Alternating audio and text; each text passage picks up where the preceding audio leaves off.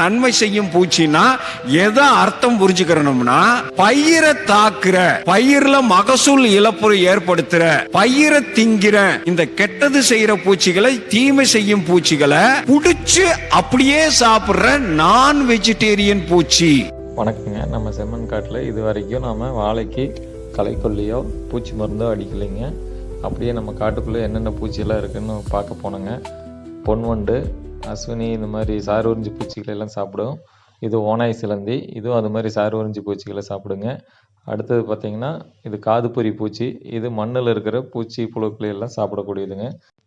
இது உட்லூஸுங்கிற மரவட்டை பேனுங்க. அடுத்தது சாணவண்டு, இந்த ரெண்டுமே மண்புழு மாதிரிங்க. மண்ணுக்குள்ளே இருக்கிற மக்குகளை சாப்பிட்டு அதோட கழிவுகள் வந்து செடிக்கு உரமாகுதுங்க. வேறு தீமை செய்கிற பூச்சி ஒன்றும் என் கண்ணில் தென்படலைங்க. சரி, நம்ம போய் இப்போ வாழைக்கு எண்ணெய் கரைசல் ரெடி பண்ணி விடலாங்க. முதல் முறையாக எண்ணெய் கரைசல் விட்றேங்க. கடலெண்ணெய் 2 லிட்ரு, தேங்காய் 1 லிட்டருங்க. இது நம்ம செக்கில் ஆட்டின எண்ணெய் தாங்க. தேங்காய் 400 வருதுங்க, கடலெண்ணெய் 260 வருதுங்க லிட்ரு. இதே 920 ஆயிடுச்சுங்க.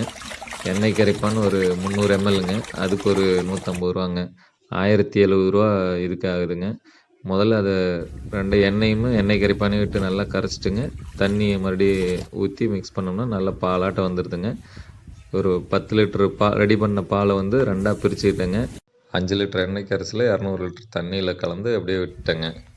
இந்த மாதிரி ஒவ்வொரு மாதம் 3 லிட்டர் கரைசல் விட சொன்னாங்க. இது கொஞ்சம் அடுத்தது 45வது நாள் உரங்க, புண்ணாக்கு கரைசல், நுண்ணூட்டங்கள், கடல் பாசி, ஹியூமிக்கு இதெல்லாம் கலந்துங்க. ஒவ்வொரு செடிக்காக கொண்டு போய் ஊற்றுறத நம்ம அடுத்த வீடியோவில் பார்க்கலாங்க. நன்றிங்க.